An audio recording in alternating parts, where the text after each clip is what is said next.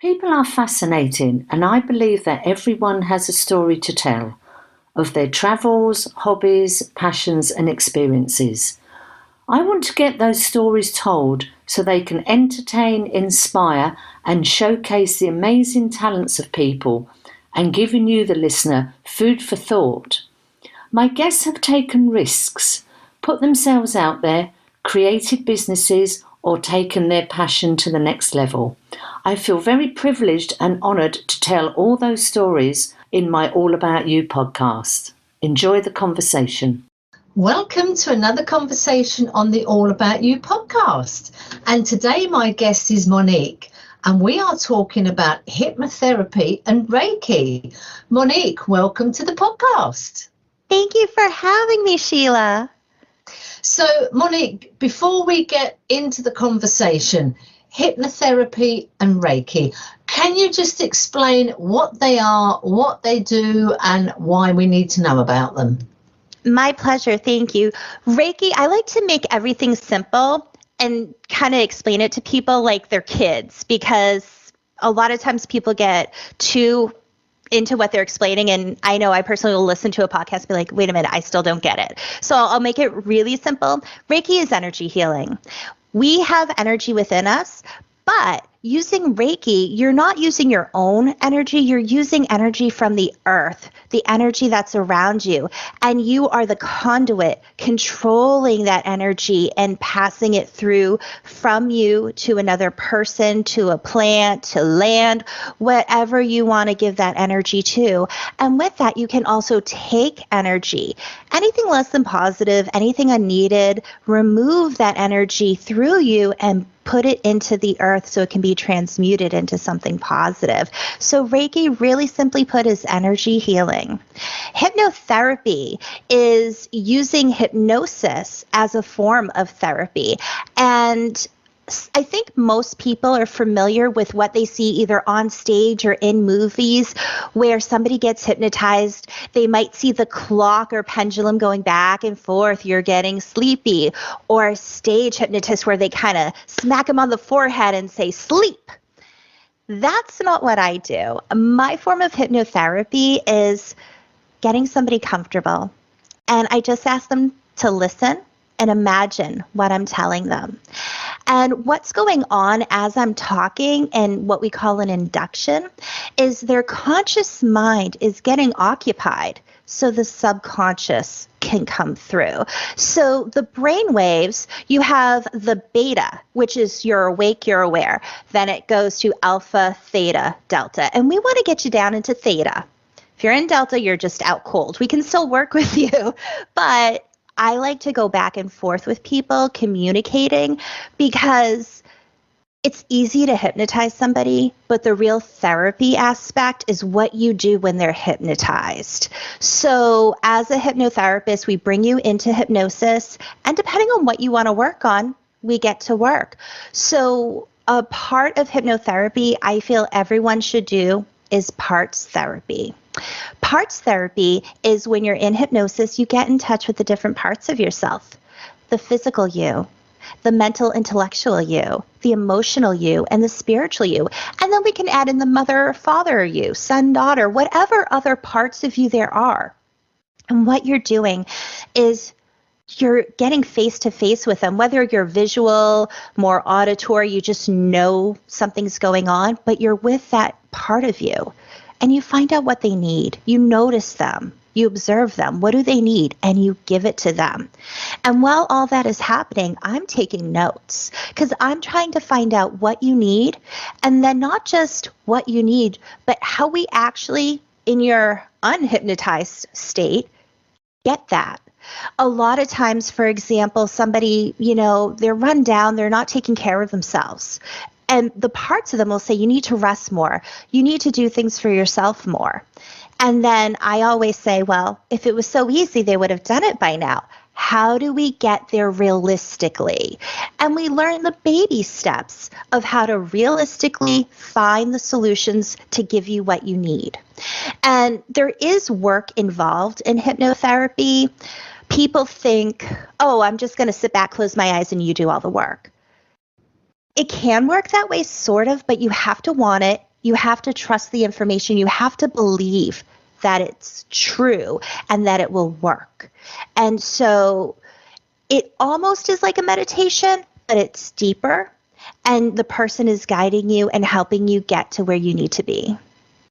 That is a fascinating introduction. And I've got 101 questions for you. So the first question, as you quite rightly say, we've all been to the shows where somebody is hypnotized and they're dancing with a broom, they're acting as if they're a dog, and we all have fun and we think it's very funny. We're just glad it's not us. Yes.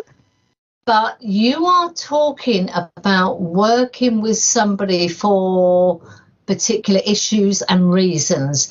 Can you talk about some of the reasons people would come to you, Monique, for hypnotherapy? Absolutely. The reasons are unbound. I mean, the most popular reason people will use hypnotherapy is either to lose weight or to quit smoking. And I can absolutely help people with that. But my jam, the thing I love doing, is helping empower people, helping them find what they really need to be who they really are, what brings them happiness. There's so many people who have stress, anxiety, PTSD. I love helping people with that so they can break free of those restraints that are placed upon them so they can be free to do what they want. I helped a young lady who just had this horrible anxiety, and it was like a vicious circle where she started a new job, so she had anxiety about that. And then anytime she thought she did something wrong or was afraid to do something wrong, she'd start to shut down. It was to the point where she felt like she couldn't even function.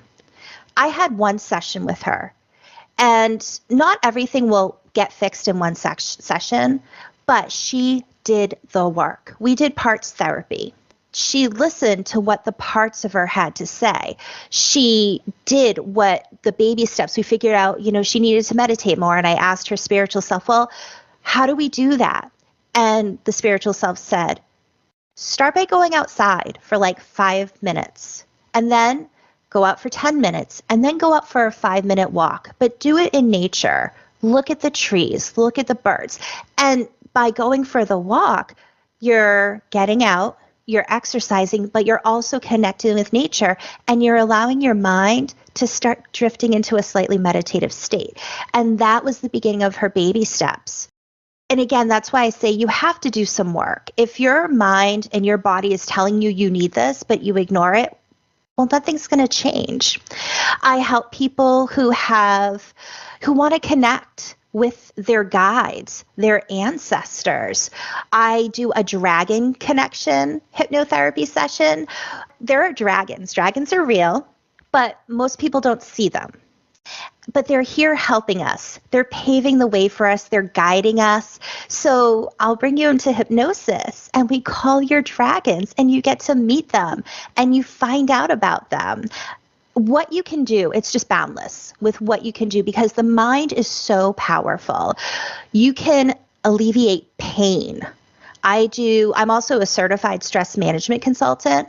I help people relieve their stress, find out what triggers their stress. So once that stressful situation is approaching, they can realize it and say, okay, I know this stresses me out and I'm not going to let it get to me.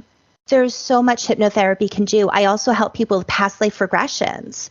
A lot of people want to do a past life regression where they go into a past life, usually because there's something going on that they think happened there that followed them into this lifetime. But even if you're just curious and you want to know about it, like, I want to learn about what happened in a past life, you can do that. So pretty much in terms of your mind, you can do anything. But I like to help people better themselves, help themselves.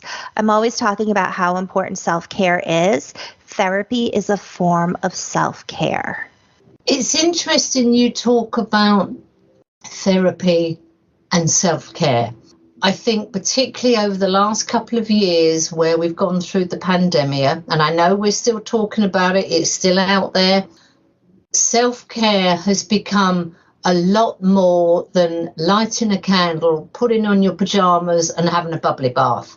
Gone way past that now. And people have had a lot of anxious moments where maybe anxiety wasn't a thing before. Now people are, basically sweating the small stuff now. I think we've got a lot more aware of self-care. Can we talk about hypnotherapy now? Going back to the shows, we say, okay, we've seen the people dancing with the broom. Yeah, they were picked out from the audience. So, they're all actors and actresses. Nobody could hypnotize me. Business of being hypnotized. Some people think it's a complete load of rubbish and they're all actors and actresses. Mm-hmm. Other people are like, oh, I'm absolutely terrified because I'm never going to be myself again. And other people, like me, are very much, the brain is so complex. I don't think we've even scratched the surface. And I think it'll take maybe hundreds of years until we have a really good understanding of the brain and what it's capable of. Can anybody be hypnotized? That's sort of my question here. I will say yes, as long as they're ready and willing.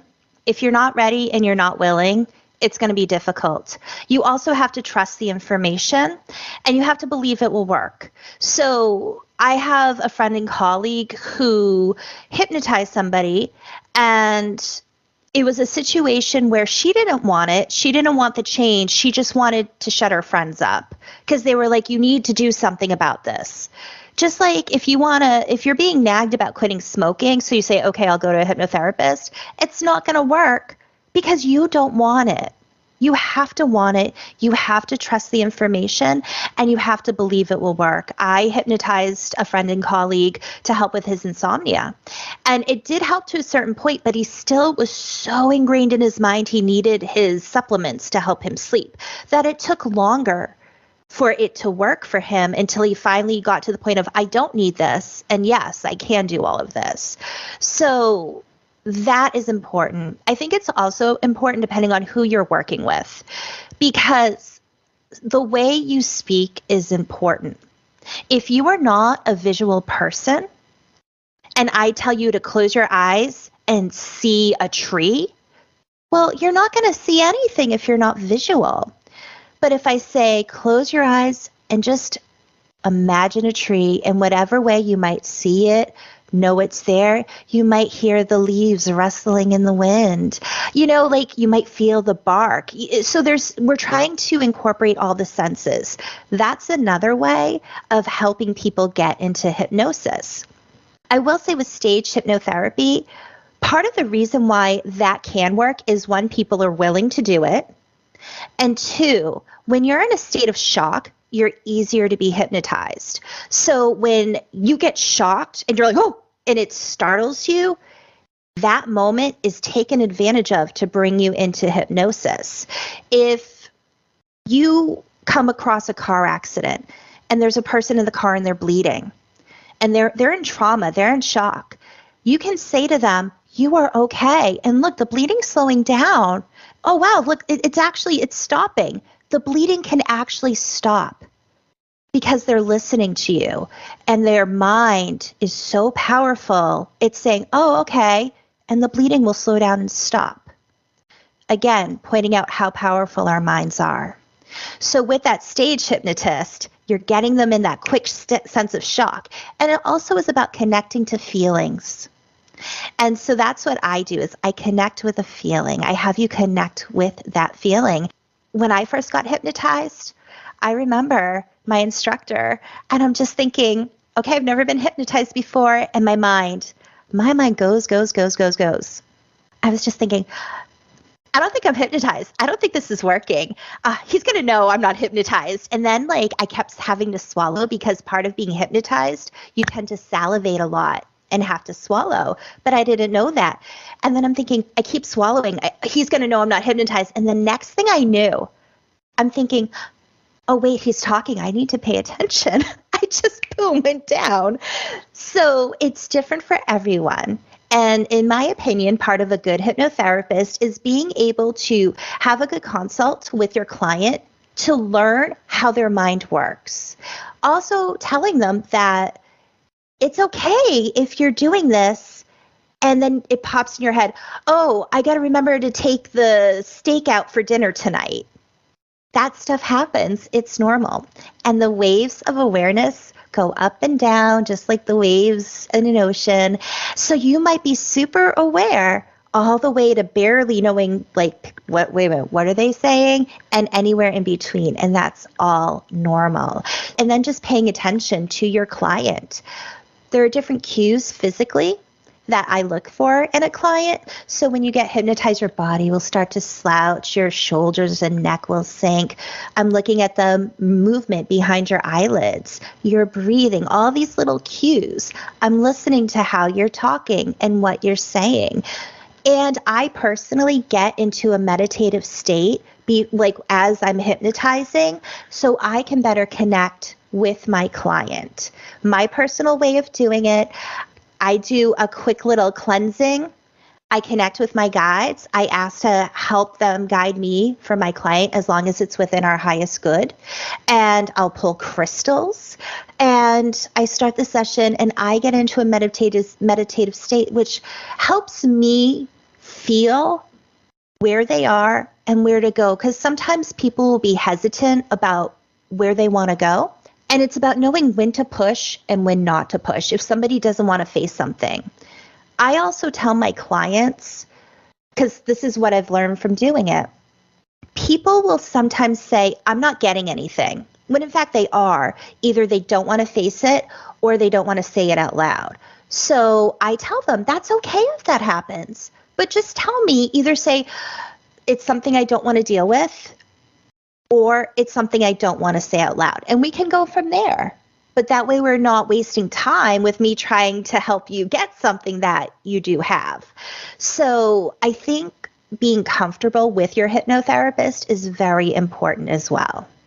I think one of the interesting things while you were talking there, I was listening to a report the other day, and it was talking about the placebo effect with like medication. Mm-hmm. You know, there's been so many tests and trials, you know, with a placebo pill, and it's basically the power of the mind. Yes. People that are going through treatment, you know, the medication or the medical, you know, treatment, etc., is one thing, but it's what's in your mind. Are you thinking positive thoughts about the treatment or the medication?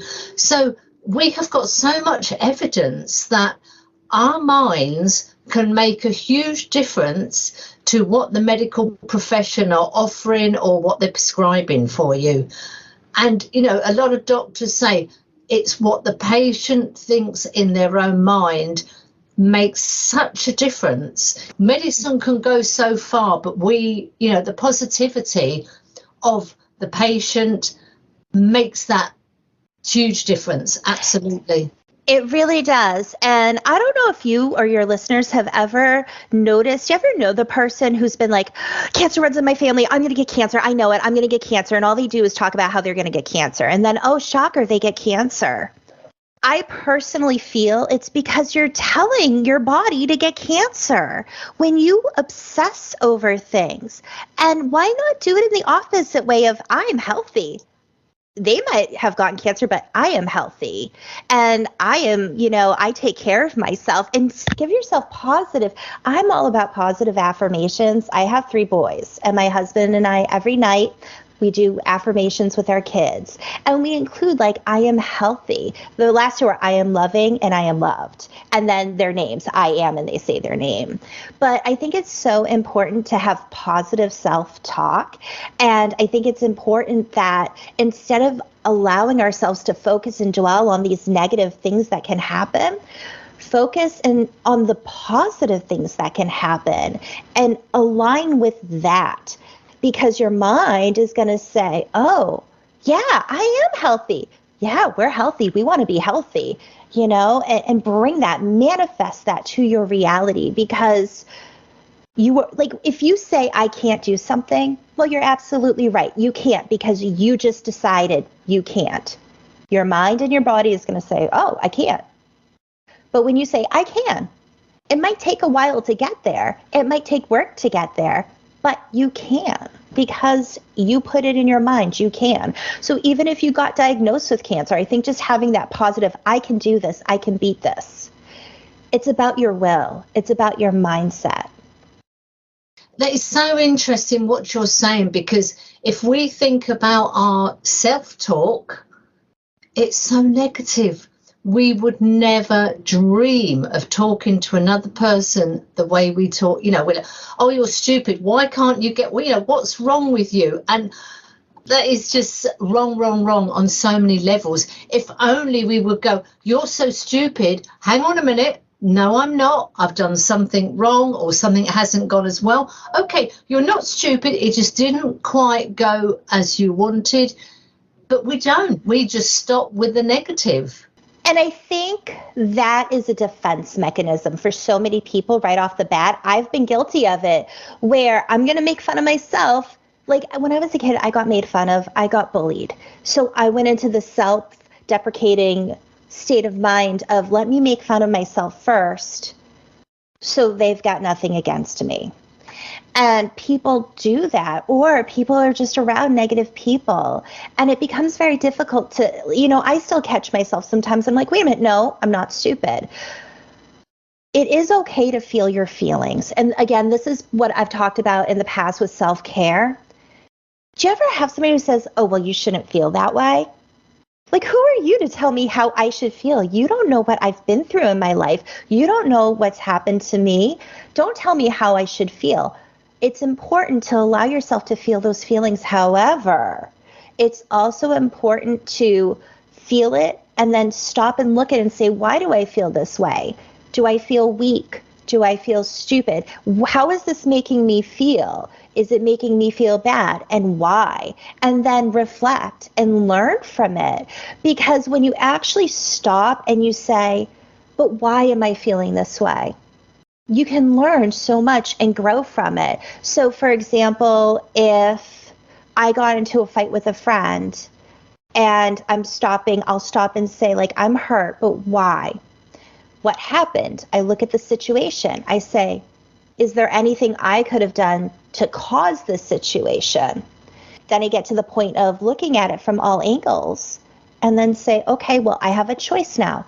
I can either talk to my friend about it and find out, hey, why did you say that? It hurt me, and try to repair it. Or I can say, she's obviously not my friend. I'm going to walk away. I have a choice. We all have choices. We might not like the choices in life, but we all have them.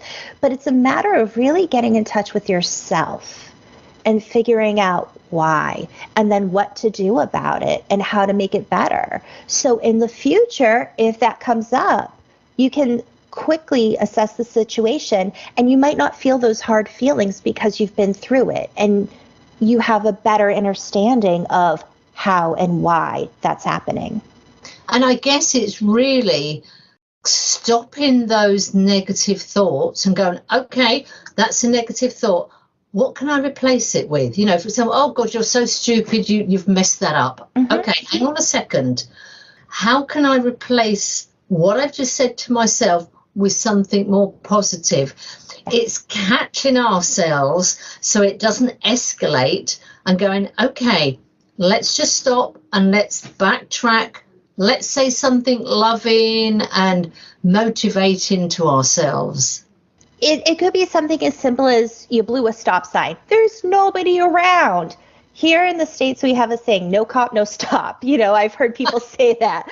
But they redid the road and the line wasn't there, and where the paving stopped looked like that's where the stop sign was. And I'm new to the area, and I just remember nobody was around, but I accidentally went through it, and I thought, oh my God, you're so, like, duh, idiot. And I was like, wait a minute, no, I made a mistake, and now I'm going to learn from this mistake. It's like, sometimes it's just a matter of catching yourself. And the more you catch yourself with that negative self-talk, and the more you say, okay, and you change it into a positive thing, and most often it's, let me learn from this, the easier it is to stop it from happening. Your mind, because your mind works so fast, barely gets out, nope, wait. And then it takes some time, but then you start changing it into, oh, I made a mistake. I need to learn from this. Or, oh, I shouldn't have done that. I need to learn from this, or, we all make mistakes. It is what it is, whatever it might be. But you got to catch yourself. And it starts by catching yourself. And I think as well, it's being brave enough to go and see a hypnotherapist. They've probably come across so many different topics, themes, problems, example. You're not going to be the first one that says, okay, this is what's going on. I just don't know how to sort it out. You've probably come across these problems before. But it takes a lot for somebody to say, okay, I've tried this, I've tried that, it doesn't work. I need to come to professional help, because I think, we're all doing our best on a day-to-day basis, getting through the day. Yeah. We can do so much, but I think sometimes we need to say, look, this is really having an impact on my life. Maybe it's an issue with self-belief, negative thoughts, you're not feeling good enough, you're not doing well in relationships. We think nothing of, I need somebody to cut my hair, we go to the hairdresser. I need somebody who will help with technology, we speak to them. But when it comes to what's going on in our brain, we're like, oh, no. That's a total different thing. And that's because of the culture. So I was a kid in the 80s. And in the 80s, we had the Cosmo magazines and like the women's magazines with the supermodels. This was what beauty should be. That is programming. And throughout the decades, we are programmed into what we should look like, how we should act. You look at social media now, people are on TikTok or, Instagram, and these people, it's all about status. And they have these beautiful houses and these beautiful cars. But a lot of it is fake. It's put out there to make it look like something they're really not. Even on Lifestyles of the Rich and Famous, there were people who would borrow other people's homes and say it was theirs because they want to put on that illusion of having a certain lifestyle. So we are being programmed all around us of what is considered good and normal, and everyone's perfect, and you have all these moms talking about like, this is how I mom and you need to do this, and it's kind of like so unrealistic. So you have somebody who's just struggling every day to keep their mind from falling apart and thinking, okay, well, what's wrong with me? And it's like, there's nothing wrong with you. This is the norm. And it's like, even now when you see people saying like, we need to normalize this, it's like, but that's not even the norm. Like, everyone's so different and we all go through hardships and struggles. So I think a lot of it comes down to embarrassment. Feeling embarrassed that you even need to ask for help, that you're not perfect, that your life isn't perfect, whatever it might be. There's a lot of embarrassment involved and a lot of trust issues. Personally, I like to meet everyone in a love. I just want it to come from a space of love. I am an empath. I am caring. I am mama bear. Even when I was a kid, I would be hugging people. Teenager, going to parties, I was the one holding friends' hair back, rubbing their backs, making sure everyone's okay, cleaning up. It's part of who I am. I used to be judgy about certain things in my younger days, but I learned it's like, who am I to judge? I don't want somebody judging me. Who am I to judge somebody else? So when people, at least personally, and I know a lot of other hypnotherapists like this, you come into a compassionate, caring space. And all we want to do is help. And I get it, if you don't feel comfortable saying certain things, that is okay. But be comfortable trusting the information that comes to you. Just don't be embarrassed. There's nothing to be embarrassed about. Nobody is perfect. They might try to pretend like they are, but I hope people listening, if you struggle with this, please realize that the people you see on social media, on TV, on the internet, even in real life, who seem like they have it all together, I guarantee you they don't. So that's so important for people to realize that nobody's perfect, nobody has it all together, and it's okay to ask for help. Levels of anxiety have risen with social media because, as you say, we're presented with the perfect home. That is a tiny picture because to the left, to the right, there's the piles of laundry, the spilt milk on the floor, real life, but you're only seeing that tiny little frame where everything is sparkling and glossy. Mm-hmm. And sometimes we go, yeah, okay, that's what they're presenting, but we know the reality. Other people are looking at it and going, oh my God, that's what I've got to aspire to. And whether that's to do with beauty, home, your children, your status, whatever, you can see how that can escalate. And I particularly worry about younger people. I think being older, I can look at it and go, yeah, that's lovely. But I bet in the real world, maybe younger people go, oh my God, that's what I should be. Exactly. Like I said, the Cosmo magazines, I thought I wasn't beautiful. I thought I was overweight. I mean, I had such a distorted body image of myself until I was in my mid-20s. I had a six-pack. I thought I was fat. I didn't think I was beautiful because I was allowing what I saw in the magazines to dictate what was beautiful. When your mind is young, it's like a sponge. My husband and I have 3 boys, and we always tell them, if they see something online, like, just so you know, a lot of that's fake. A lot of it isn't real. So they're trying to present, because most people want to sell something. Why are they on there? They're selling something, be it even just themselves for popularity, or they're trying to push a product, but there's a reason behind it. So you really have to stop and say, like, do I trust this? And you can look at something and admire it and aspire to have those things. But at the end of this day, stuff is stuff. And again, like a lesson I learned, and my husband taught me this. I was going through a divorce. My ex took all of our child's stuff and got rid of it. And I was heartbroken because I was like, those are memories. My husband and I, we were just started dating at the time. And he said, you know what? It's just stuff. You can always replace stuff. So anytime somebody looks at the aesthetic, they look at the status of vehicle, of a home, of having stuff, it's just stuff. It's about the relationship with yourself and the relationship with others. And how well do you treat yourself? And how well do you treat others? That's the real status people should strive to attain, is treating yourself with love and treating others with love. Another point that you've brought up there is when you fly on an aircraft, they always say, if you need to, put your oxygen mask on first before you help anybody else. Make sure you are looking after yourself with sleep, rest, good nutrition, plenty of water. If you are feeling good, you can help somebody else. Exactly. You cannot give from an empty cup. If I am not filling my cup, taking care of myself, I have nothing to give. And I used to be a person who would have 2 drops left in the cup and here you go, not taking care of myself. And I had to learn the hard way. I had to set up boundaries. I had to do a lot of work to get there. I've learned that when I'm not taking care of myself, I'm no good to anybody else. If I don't have anything left to give, I can't give you anything, as much as I want to. And that is why, again, circling back to self-care is so important, because what's going to happen? You always put yourself on the back burner. You're taking care of other people. You're taking care of kids or parents or pets or your work, whatever it might be. You're going to get burned out. You're going to get more stressed. You're going to start snapping more. How are you going to be as helpful? You're not taking care of yourself.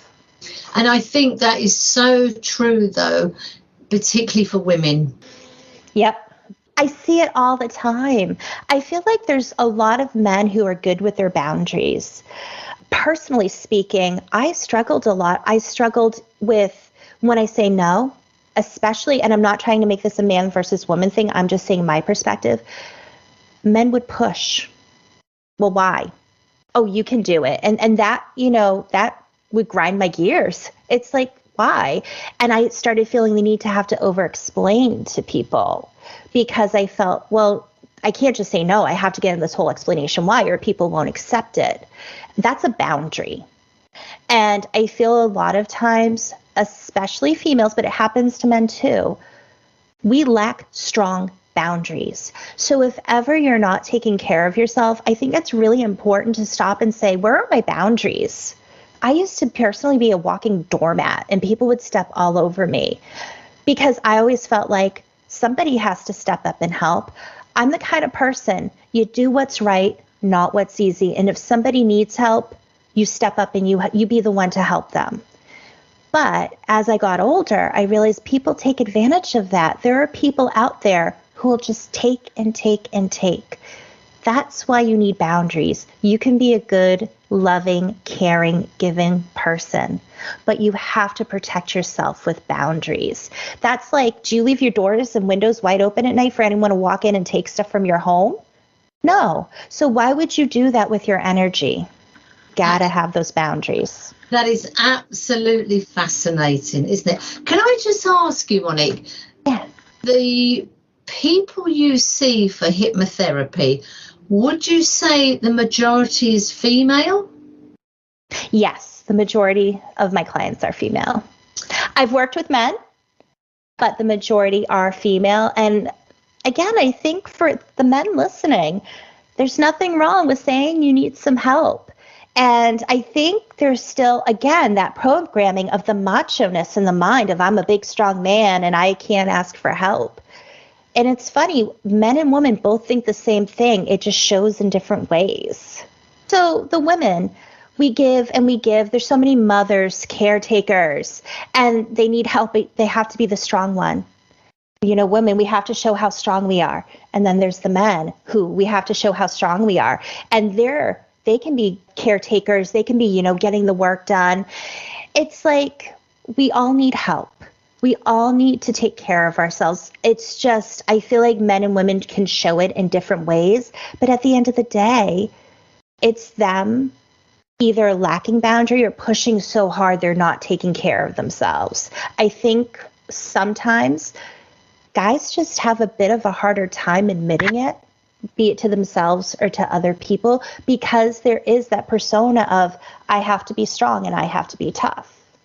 Let's say somebody comes to you for hypnotherapy and they're just sort of feeling out of sorts. They can't sort of communicate exactly what it is. Would it be sort of a question and answer session, or you sort of give them scenarios and say, okay, what would you do? And you sort of through those questions, you would actually say, okay, well, does this resonate with you? Can you just talk a little bit about that? Absolutely. So I offer a free 20-minute consult for my clients. If you're curious, you are interested, I do that for a few reasons. One, to find out how I can help. And two, to make sure we're a good match, because you might hear me and say, oh, she sounds great. But as we're talking, you might not resonate with me as much. And that's okay, because the whole point is to work with somebody you feel 100% comfortable with. And if I'm not that person, I'm okay. I'm happy to refer you to somebody else. With that said, I listen. And based off what I'm being told by my clients, I take notes and my wheels start turning and I'll offer suggestions. I might say, well, we can do a parts therapy. That's the great way. You're getting in touch with yourself. What do you need? Another thing that I have in hypnotherapy, we have what are called scripts. A script is basically what you say written down. We use it for inductions. We use it to do certain things. And I had written a script. I call it Into the Void. But basically what you're doing is in your mind, you're going to this body of water like a pond, and you go, but it's not water, it's like energy. And you go in and there's a tunnel and you follow the tunnel and you come out and it's like you're just in this void and there's stars all around you, but one's shining the brightest. So I have you go to the brightest shining star. And as you approach, it's a door. And when you open the door, what the whole point of what I say during that session is it brings you to what you need to address the most. Because sometimes there's so much going on, you just don't even know where to start. So it's like your mind is going to choose for you where you need to start. So that's an option. I like to give my clients options because I want them to be 100% comfortable with what they're going to do. That's part of how it works better. When you know what's going on and you're comfortable, you're not going to be like, oh, wait a minute, and get hesitant and stop wanting to do it or stop believing it will work. Because it's actually quite an intimate situation here, because your client has got no idea what's going to come up. Yeah. You have no idea what's going to come up. So that element of trust, Mm-hmm. and in theory, you're going to be in a sort of a meditative state. Mm-hmm. So you're not going to be sort of 100% in control of what is actually going to come out of your mouth as such. Well, you are. When you're hypnotized, you are 100% in control. So if we're in a session and something comes up, and you start working on something, and then something else comes up during that session and it bothers you, you can say, I don't want to deal with you. Like, I was doing what's called a Gestalt therapy. And it's where you get to say your piece to people, whether you are hurt by somebody and you want to just get it out, or maybe you hurt somebody and you want to apologize. But you get to talk to that person in your mind, and then you get to be them and respond. And you get it back and forth until there's nothing else left to say.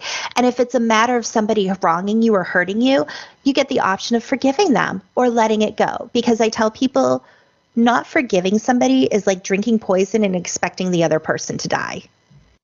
It's just you're carrying this. It doesn't mean what they did was right. It doesn't condone what they did. It's just saying you're not going to let it fester inside of you anymore. That's their problem. And I am done with it. So I was doing a Gestalt therapy, and my mother-in-law came in because we don't have a good relationship. She's somebody who was very toxic, so we had to remove ourselves from her. But I wanted to have that peace, so I said my piece, and I forgave her. And then my ex-husband showed up. And the hypnotherapist goes, okay, is anyone else coming? And as he's walking up, I go, nope. Because I didn't want to deal with it. I sent it away. We are in control in our minds. So if there's something you don't want to say, you can send it away. Or you can tell me, I'm getting this thing and I don't want to deal with that. And I'll say, okay, and I'll move you. We'll move it away. There's ways around it. I had a client who we were doing inner child work. And it was her and her inner child, herself as a child. All of a sudden, it was the child was reminding her of her father. And her father didn't abuse them, but he would get mad and swear and get very loud. And it scared her as a child. And she had completely forgotten about it, but there was still trauma there from it. And what had happened was we started getting what's called an AB reaction, which stands for abnormal reaction, which is people can start crying, they can start hyperventilating. It's actually very common. And I tell clients it's okay to cry, let it out. But what had happened was she started getting very upset by it. And so I always bring my clients to a safe place in the beginning, somewhere beautiful, calm, serene, and secure. I said, would you like to go to your safe place? And she said, yes. Boom. Okay, now you're in your safe place. And it was okay. And I said, would you like some Reiki? And she said, yes. And I asked, may I give your inner child Reiki as well? And she said, yes. And I gave Reiki. We did some energy healing. And then when she was ready, we went back. So things can come up that are very upsetting or you don't want to deal with, but you're 100% in control. You make the decisions. If there's something you don't want to do or say out loud, that's your choice. You have the power. Monique, do you generally record the sessions? Yes, I record the sessions, so I send the audio to my clients. So you can listen back. I don't include the induction. People getting hypnotized while they're driving. But where there's talking, I send that so people can listen back. Because sometimes I'll say you have complete recall of everything that you've heard, everything you've seen, everything you've experienced today.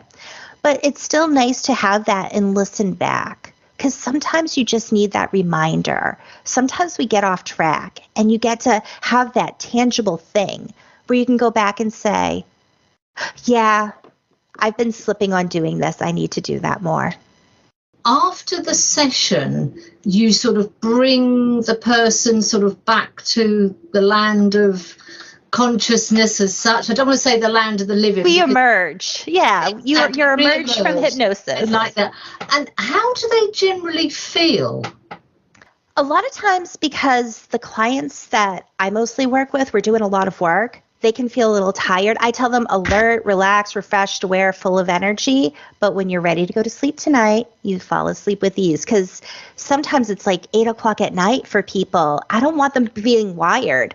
A lot of times people are very just like, wow, and just kind of taking it all in. Because I don't do my sessions per hour, I go per session. I'm not going to look at my watch and say, oh, we're doing so much. We're finally getting there. Oh, time's up. Okay, let's emerge. No, we're going to keep going until we're good. So I want to make sure you are good. We've gotten through everything. It can be a little exhausting for people. So I tell people, make sure you drink a lot of water, keep track of your dreams. A lot of times after hypnotherapy, people start, whether they already have vivid dreams or they never did before, start having more vivid dreams with messages for them. So I tell them, keep track of your dreams if you're having vivid dreams. A lot of times it's just like a lot of reflectiveness of wow, and just we'll talk about it. Do you have any questions? They might bring something up and we just go over. I take notes as we do everything so I can look back to the notes, bring up certain points that were very important and remind them of that so they can keep reflecting on it. Do you do only face-to-face, or can you have consultations online with people? I see the majority of my clients via Zoom. So we do it all online. So you can get hypnotized from the comfort of your home. You can be in your PJs in your favorite recliner or laying in a bed. As long I say have pillows propped up and leave the light on so you don't fall asleep. But a lot of people do a lot better in their own home because they're more comfortable. I mean, that sounds absolutely amazing. I know, a lot of things have gone online now, but I did expect that you can hypnotize somebody and help them while they're in their own home sitting in front of their computer. Yeah. I always tell people when you're going to be hypnotized, you want to be somewhere quiet and where you're going to be undisturbed. I ask people to refrain from doing any drugs and if they can avoid taking medication. So, for example, if you have migraines, but you take something for it, if you can, try not to, because we want you to be 100%. I had a client that we were doing a past life regression, and I think he asked if he should do, I can't remember if it was mushrooms or LSD or acid or something, and would it help the experience? I said, no, you don't want to alter your mind. We're working with your mind. You don't want to alter it in any way. You don't need it for this. But I'll also say if you have pets, it's best to leave the pets out of the room, because clients who have had pets and they're doing a lot of emotional work, pets sense that. And what they do is they try to nuzzle up to their human and, try to comfort them. And that can start bringing somebody up. I actually have a friend I was hypnotizing and her dog was in the room. He just kept rubbing up against her. And so I was like, you know what, I'm just going to work the dog into the session. And, I was saying the dog's name and he's with you and, he's showing you he loves you. I just worked it into the session. I'm like, we're going to make this work, That's why a lot of things on the fly, you just have to be able to run with it and find a positive way to make it work for somebody. Can do it from the comfort of your own home and be comfortable and have a very high success rate. You don't have to do it in person.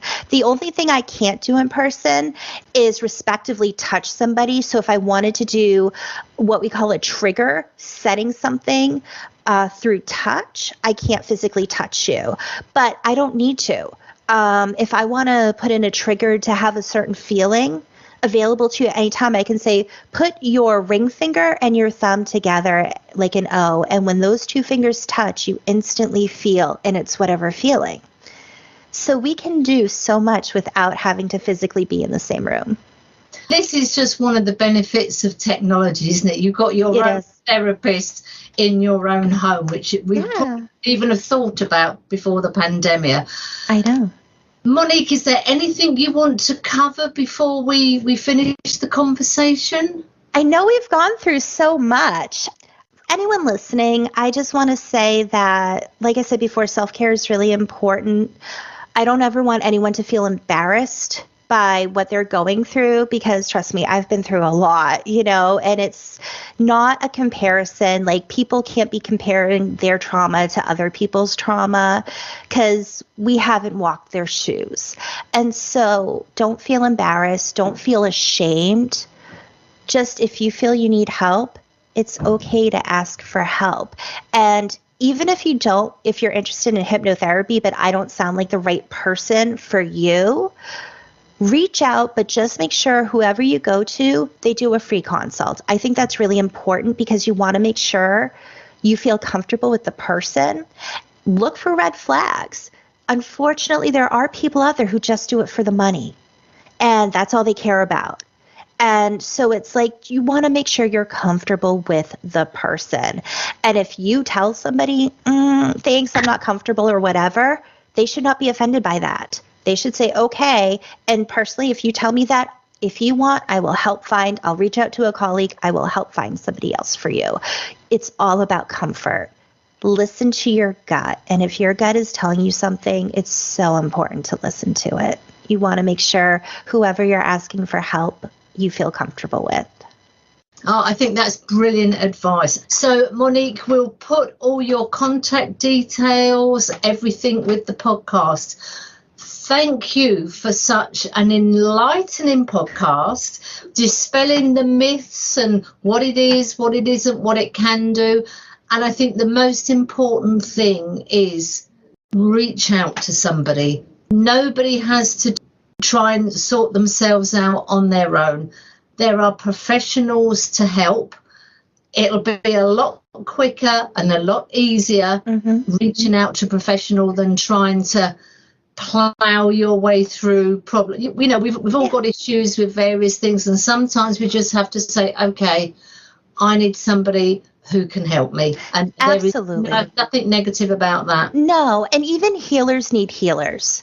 So if you're a therapist, if you do Reiki, you read tarot, you're a healer in any way, shape, or form, you need help. Like, healers need healers too. So no one should feel embarrassed of, well, I do Reiki, I should be able to do Reiki on myself. It's like, no, because we're all here to help each other.